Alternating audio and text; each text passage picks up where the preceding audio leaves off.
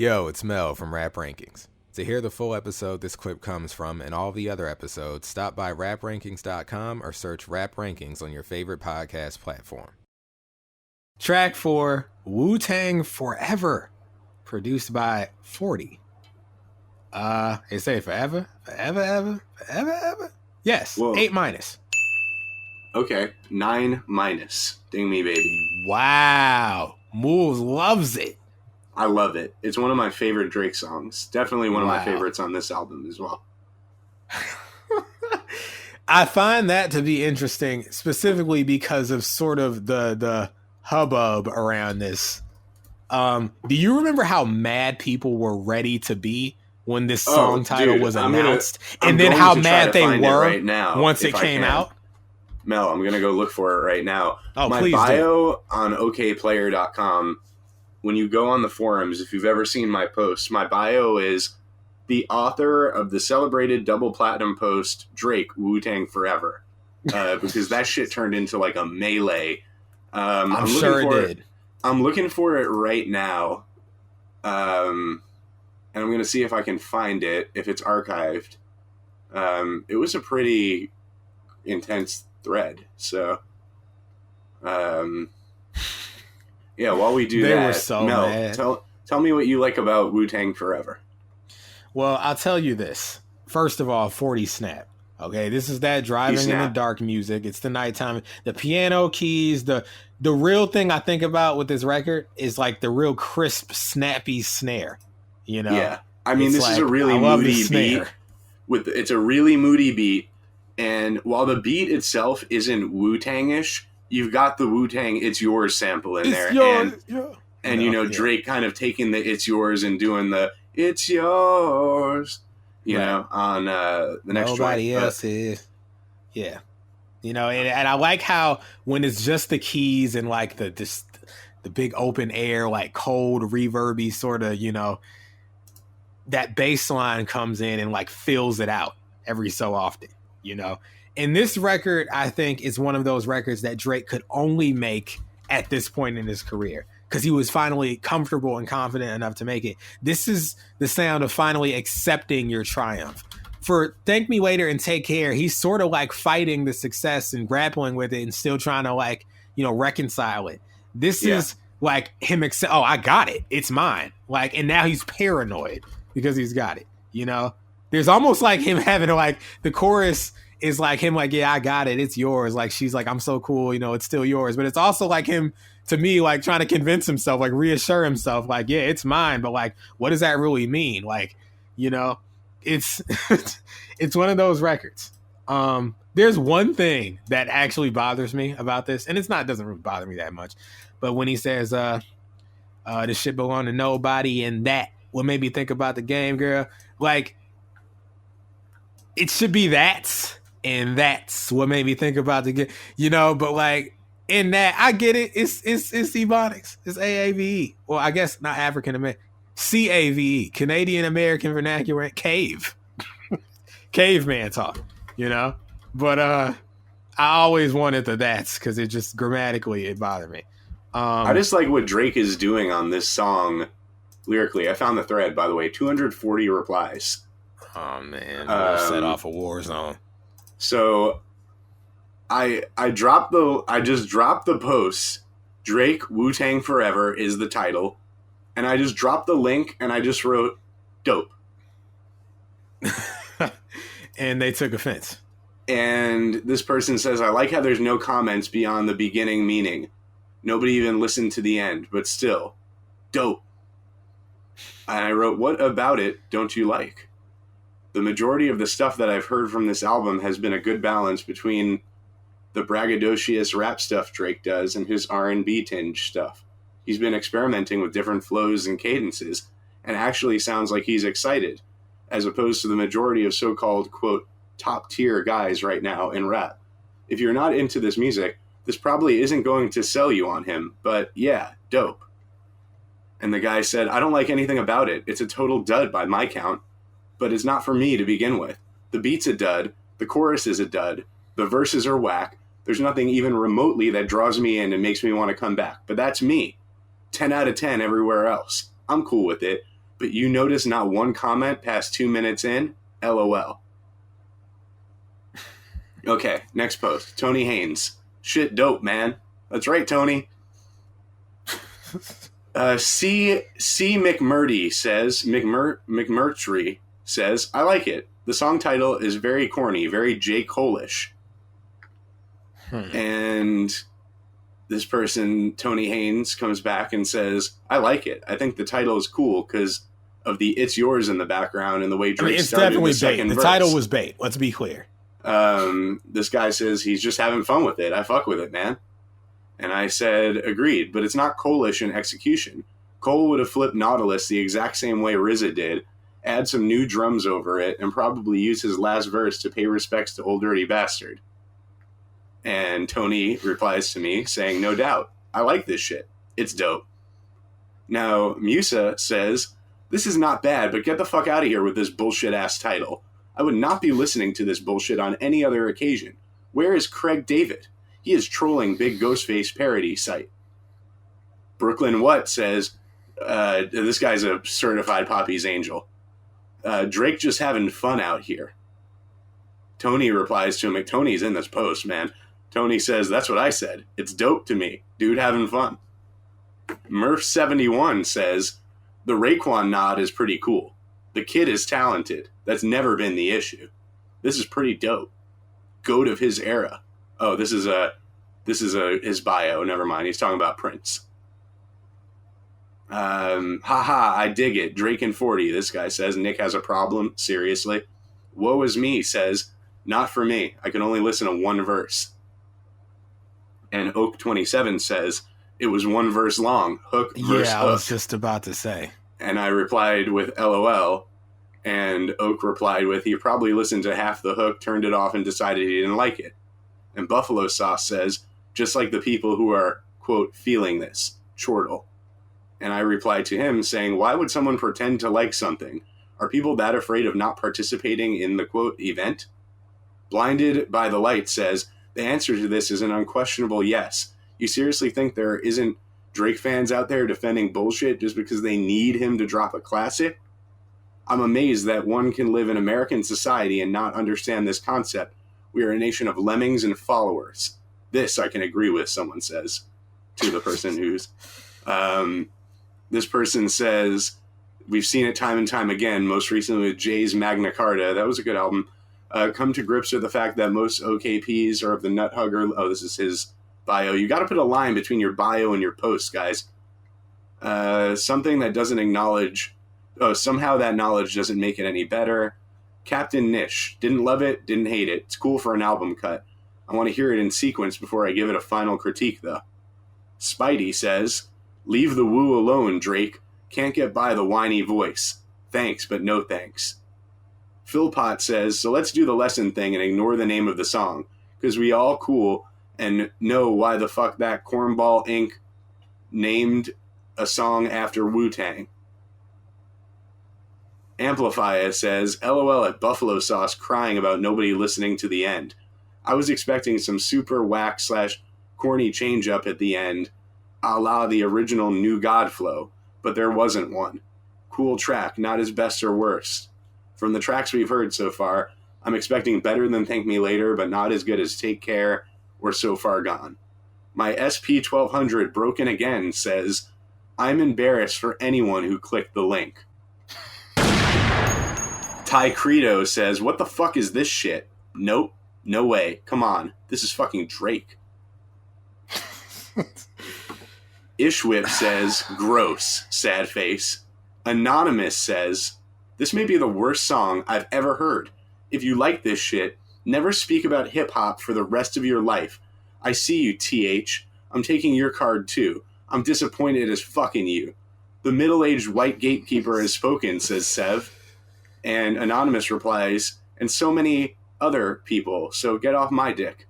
Sev says, other middle-aged white gatekeepers have spoken. Philpott says, the overcompensating, aging pseudo-hoodcat afraid not to follow what the kids like has spoken. Sev says, white gatekeepers unite. The time is when God Lounge says, get off Drake's dick, you pussy-ass redacted. Sev says, you cried over Amy Winehouse with your wife. Please go somewhere, you sloppy-looking motherfucker. The Time When God Lounge says, I don't see the connection.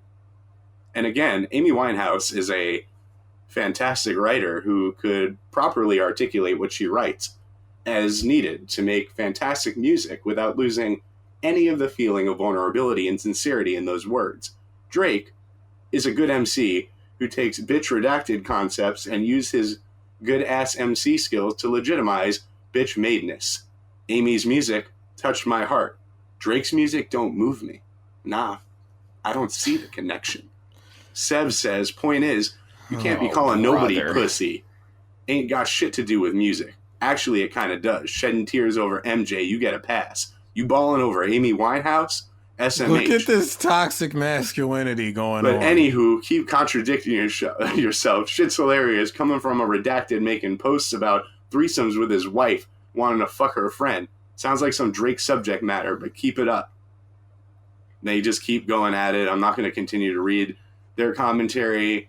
This person tells someone to get back in Mr. C's car. We're going to keep scrolling here. This was that time. This was that era. You know, like...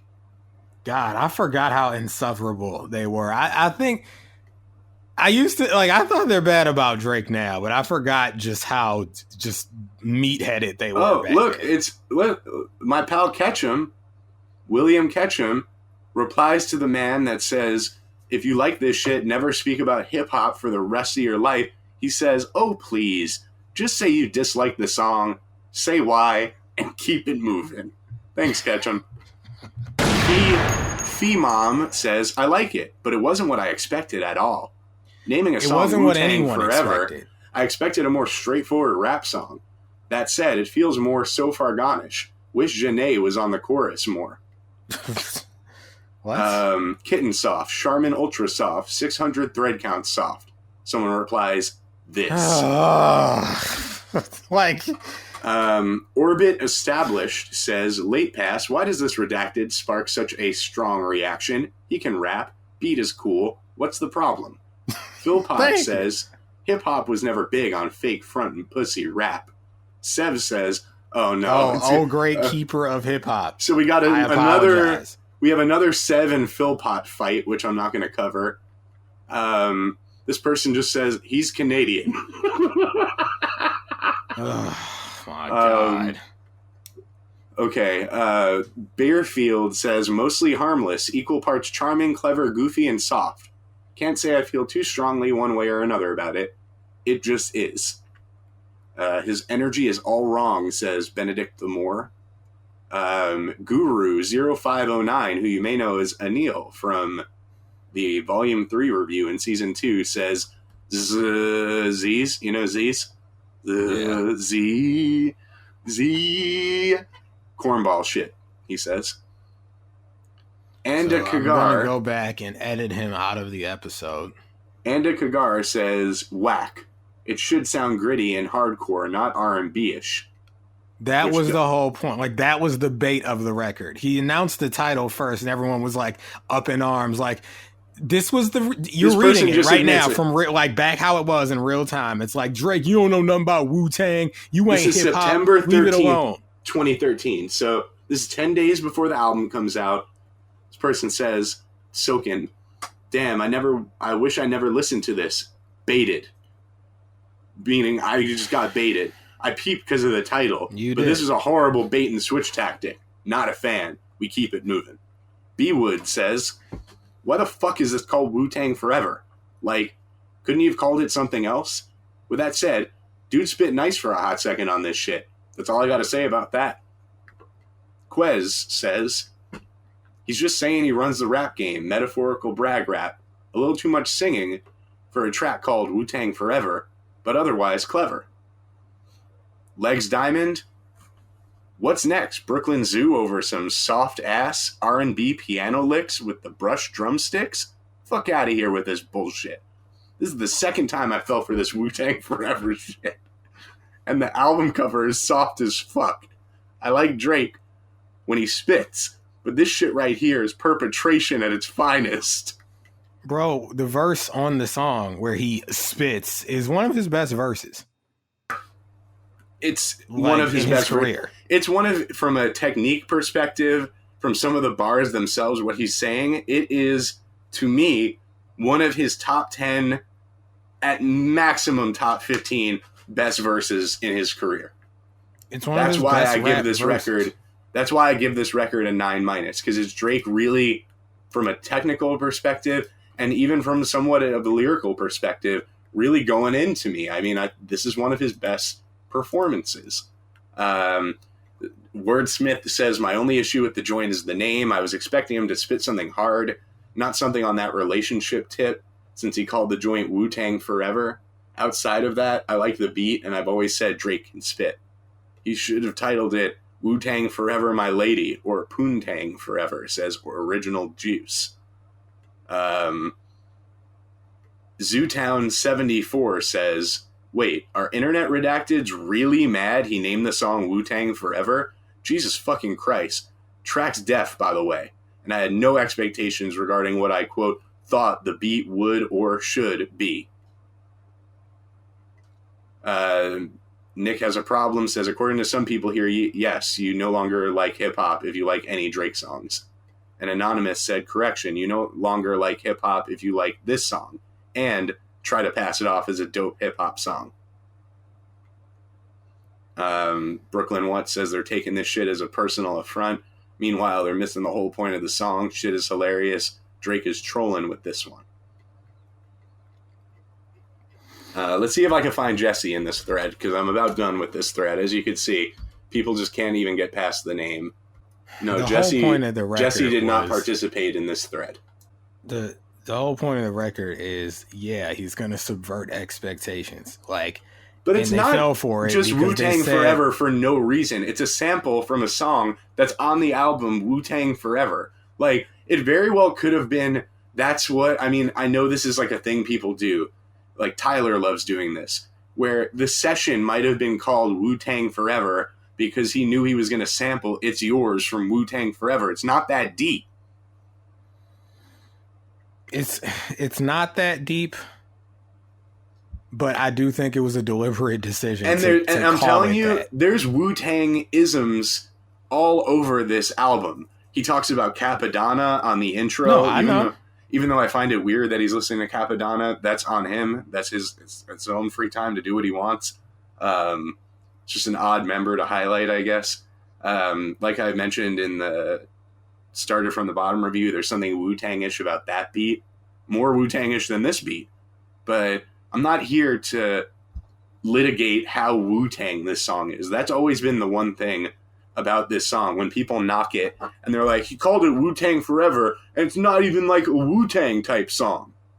And it's just something that some people, I guess, can't get past, when the song itself has this moody, dark, brooding sound to it, coupled with, some of his best rapping ever. They were just all leave it to Drake to reference Wu-Tang and then make a girl song. Well, for what it's worth, I think it's not just a girl song. Also, and it's not just a girl song. But other things that are talked about in the song. When people can't get past their own preconceptions about people, you get threads like that.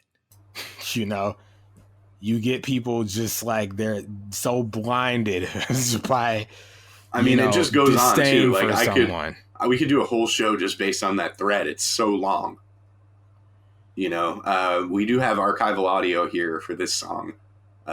Wu-Tang were supposed to do a remix of this song with Drake. And we never got it. We have some archival audio about that. I was happy to see Drake take on that title and take on that energy, actually, you know what I mean? On the remix, I don't know how many brothers got on it. I know Meth got on it. A few brothers got on it. Some got on it to take my verse off. He was in Europe on tour, so everybody, energy wasn't 100% up to par. But, we had got the call and said, yo, all right, let's take a session in the studio and go in and see if we could cut something up for the young brother, you know what I mean? I didn't really know what was going on, what it was about, but we was in, I think, France. A couple of the guys recorded, but I didn't record. When I talked to him, I think he wanted to. I think me and Ray to get ahead and go in, or whatever the case may be. So for whatever reasons, it never happened. I guess we kind of came too hard for him. He wanted us to talk about broads, and right at the time we was running, we wasn't in no broad mode. You know what I mean? We was hard body at the time. We was sitting at the track. I'm like, I think later on I was like saying to myself, like, damn, what the hell was I rhyming about? I was like, damn, I was rhyming some hardcore shit. He wanted me to talk about some women and stuff. So that's the reason why they didn't transpire, because we was rushing. We got the track last minute. So I'm like, damn. So we had to write it real fast. You know, I only had like, no lie, I probably had about 6 hours to write this thing.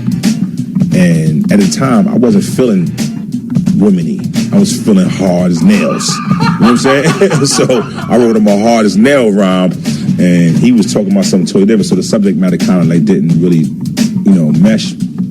So, but me personally, I don't feel no type of way about people that want to get close to us or, share fans and politic with each other. It's supposed to be like that. I like Drake, though. I like him because he paid homage, but at the end of the day, he knew how to rhyme. He's not weak.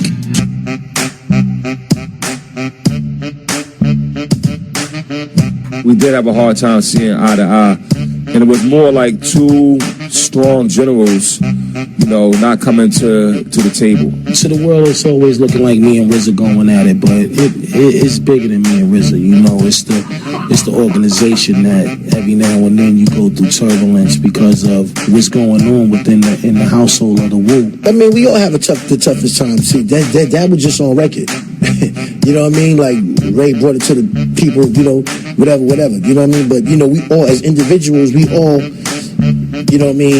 have our things, we go through. You know what I mean? It's a lot of things I don't like. A lot of things that Ray say, I stand with Ray. You know what I mean? A lot of things RZA say, I stand with RZA. You know what I mean? So it's like, it's whatever, how it is on that time, on whatever it's about. I got off my high horse, and I said, hey, I'm going to come to your studio. I'll be there.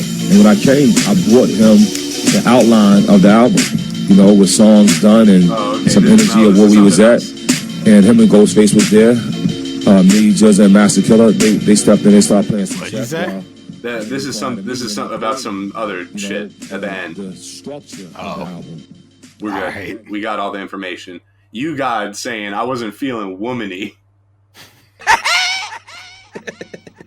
There's a lot of goofy material in that. But listen, the Wu, by and large, gave Drake his props, so they don't have a problem with the record. So what's your problem with the record? They got paid off this record, by the way. They're sampled. So, they got a check off of this record.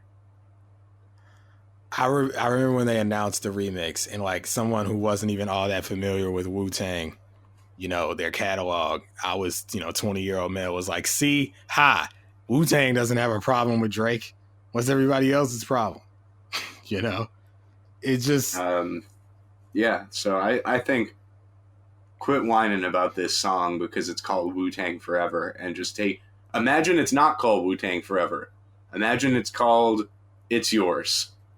Even though that's the name of the song he sang. Drake singing about girls and then rapping, fine, fair enough. Then honestly, don't listen to Drake, because he's clearly not the artist for you if you don't like that kind of subject matter. Yeah. His music leans so heavily in that direction. It's if you don't like rapping and singing about girls, then, it's probably not the artist for you. That's fine. You got anything else to say about this one? Yeah, just that, the girl part is actually I prefer the rapping on here. As someone who is definitely here for girl Drake, like, it could have done without that to me. It was the weaker half of the song. I want to talk about his delivery. This is a record where I noticed where he was starting to do things like, where he does, I just like the rush when you see your enemy somewhere in the club and you realize he's not in the position to reciprocate your energy. You ain't ever worried because he's not who pretends. Like, he's doing that rapid fire sort of delivery. Like, just, just going like using all the time he has per bar, like putting in as many words as he can. And then people like Mazin, who was, there's that like just short little pause right there. People like Mazin, who was a best friend of me, starts to become a distant memory. Things change in that life, and this life started lacking synergy and fucking with me mentally.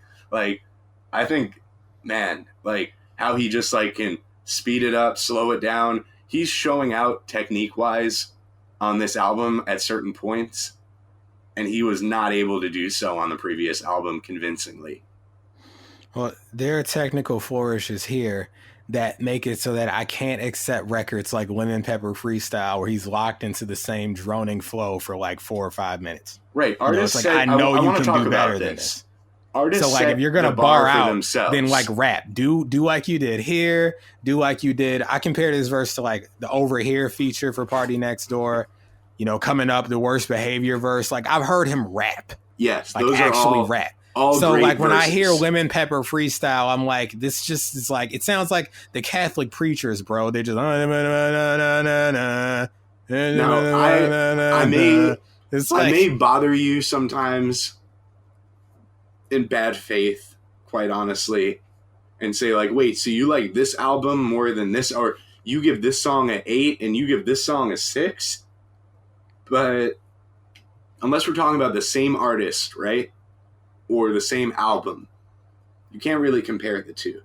What I look at from when I'm judging an MC in a vacuum, right, is I'm looking at them and I'm waiting for them to set their bar.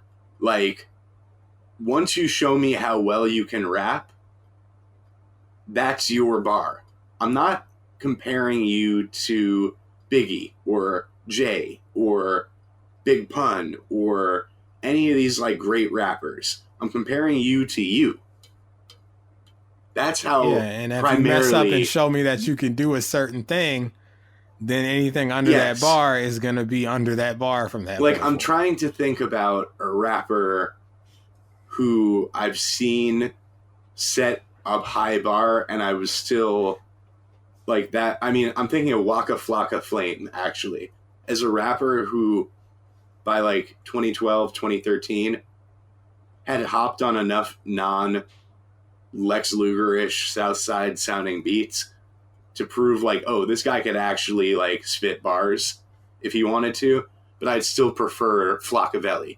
That's an example where someone can set a bar for themselves, and I'm like, oh, no. I don't. That's great that you can rap and all, but that's not why I'm listening to you. I come to you for a specific energy. Whereas with like Drake, if he can rap as good as he does on Here, on 4 p.m. in Calabasas, on the third verse of Worst Behavior, on that Over Here song that you mentioned, Party Next Door. I mean, that was like all 2013. This is a good era for rapping Drake. Drake was really keyed in 2013. I think 2012, 2013, 2014 is Drake at his most keyed in as a rapper. Like the least amount. Like Take Care was the last time I think he was gonna take a loss for a while, in my mind. Like post Take Care, pre Meek Mill beef. Guy almost didn't miss with me. That's not to say I liked every single song, but I mean, he just, he'd had a high hit ratio and he was raising his own personal bar. Yeah. Like what song on Take Care do you point to from a lyrical perspective, from a technique perspective? I'm thinking like, how he does his first verse on Hell Yeah Fucking Right. Like, that's pretty technically impressive. He sounds like he doesn't punch in at all. And I've tried to rap along to it, and it's very difficult. But what else? Like, is there anything you can think of on Take Care where he's exhibiting the technical mastery of 2013 Drake?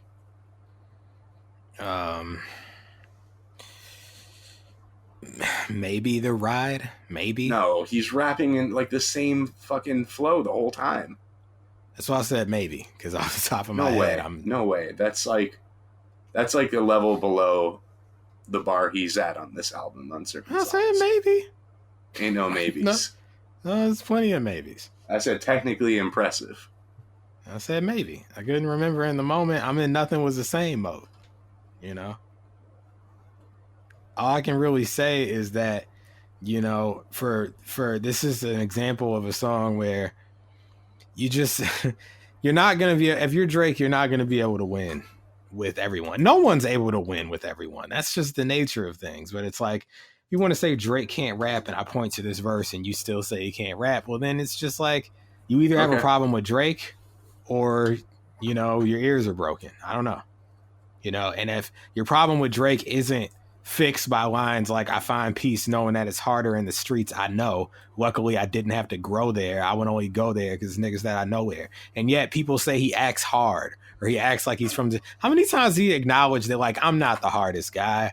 Like, I'm not from the streets. I think as much as he acknowledges that he's the hardest guy and he's from the streets. But the thing is, every rapper raps like that. Yeah, you know? I mean... So if we want to act like he's being like... Tupac was the biggest hypocrite in rap history, but we love Pac. I mean... Whoa. You know? Hey, I can't protect you from whatever happens from that. Dude, I'm a huge Tupac fan, but he himself said, if you're a huge Tupac fan, you're familiar with his interview where he calls himself a bundle of contradictions. We're all bundles of contradictions, but I'm saying when it comes to rappers are bundles of contradictions. You have to decide for yourself what you're going to take seriously out of a rapper's mouth and take as only entertainment, or what you're going to actually, you know, be dense about and obtuse about. Like, it's just, Drake gets a lot of that criticism because of who he is, you know, but I can't help those people, you know? Two things, because we spent a lot of time here. Last two things I gotta say really is I have a question when he's like singing about the girl, I could fuck you so good, then I hit you with the 9 a.m. in Dallas. I think this bridge is weak too, like the started from the bottom bridge. But what does hitting her with the 9 a.m. in Dallas even look like? If you're not familiar, that's a song of his. It was kind of one of his first cult classic major label. That hard like, to break down if you listen to the next line. Say, who you like, baby, who you like. He's just saying, you know, I could fuck you so good and hit you with the 9 a.m. in Dallas. Who you like? Basically, he's saying, I could fuck you so good. Then after I fuck you so good, I could ask you who you like. And that's the 9 a.m. in Dallas. That doesn't make sense. It's not a thing, but he tried to make it a thing. He tried to make it a thing, and if he's going to try that, I'm going to think about 9 a.m. in Dallas, and I'm like, what does that look like? Throwing up in after sex? Throwing up in the huddle, nigga, Willie Beeman? That's what he says on 9 a.m. in Dallas. Well, no, but he says, who you like, baby, who you like on 9 a.m. in Dallas. He does say that. All right, well, hey. Do you not know that? I think I've heard 9 a.m. in Dallas plenty of times. It's actually one of the weaker timestamp records. Although it's the one that started it all, you know. The worst are 9 a.m. in Dallas and 5 in Toronto. Toronto sucks. I'm sorry. That's your controversial opinion. You think Toronto sucks. It's so overrated. It may be slightly overrated, but it nowhere near sucks. My favorite's 4 p.m. 4 p.m. is the best. I totally agree. It's not discussed enough. Probably because it wasn't ever like released. What's the one on that album with Future? 6 p.m. in New York. I like that one too. I thought you didn't like that one. Wait, that's not the one on the Future album. That's a different one. The Future album. That's 30 for 30 freestyle. That's in the vein of the timestamp records, but it's not an explicit timestamp record. It's one of his freestyle records. 30 for 30, Lemon Pepper. I think there's another freestyle, Jodeci freestyle. Like he has the timestamps. Garbage. Oh, you don't like Jodeci freestyle? Nothing about it is good. That's crazy. I hate to sound like Maul here, but that's crazy. I don't know who Maul is. Paul Maul?